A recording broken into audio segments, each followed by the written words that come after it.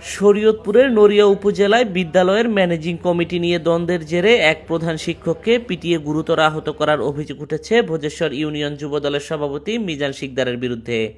এ সময় হামলায় তার ডান হাত ভেঙে গেছে বলে চিকিৎসক জানিয়েছেন। মঙ্গলবার দুপুরে উপজেলার ভোজেশ্বর বাজারের ৩ দোকান এলাকায় এ হামলার ঘটনা ঘটে। আহত নুরুল আমিন রতন উপজেলার ঐতিহ্যবাহী শিক্ষা প্রতিষ্ঠান বিচারী উপসী তারাপ্রসন্ন উচ্চ বিদ্যালয়ের প্রধান শিক্ষক।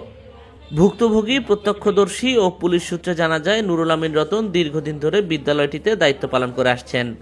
মঙ্গলবার দুপুরে স্কুল ছুটি শেষে অটোরিকশা যোগে বাড়ি ফিরছিলেন তিনি। পথে ভোজেশ্বর বাজার এলাকায় পৌঁছালে ভোজেশ্বর ইউনিয়ন যুবদলের সভাপতি মিজান শিকদার সহ অন্তত ১০ জন মোটরসাইকেল যোগে সামনে ও পেছন থেকে তার গতিরোধ করেন বলে অভিযোগ করেন তিনি।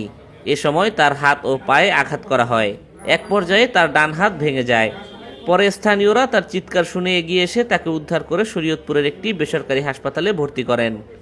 অটোতে ছিলাম, অটো থামায় অটো দিক থেকে পিছন থেকে দুইটা হুন্ডা এসে এই গাড়ি তো অত আমি ভাবছি দুই দিক থেকে, সামনে থেকে পিছন থেকে। স্কুলের সমস্ত ম্যানেজিং কমিটির সালাউদ্দিন সভাপতি, স্কুলের ম্যানেজিং কমিটি ছিল তো ৭-৮ জন। মিজান শিকদার আছে না ভোজেশ্বরের, উনি হিট করছে প্রথম।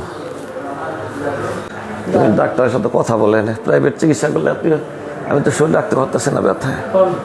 তবে অভিযোগের বিষয়টি অস্বীকার করে উল্টো মানহানির মামলার কথা জানান অভিযুক্ত মিজান শিকদার। ভাই, আপনারা এই যে যেই কজন সাংবাদিক আছেন সব মিলে এই যে আমার বিরক্ত করতেছেন, কারণটা কি?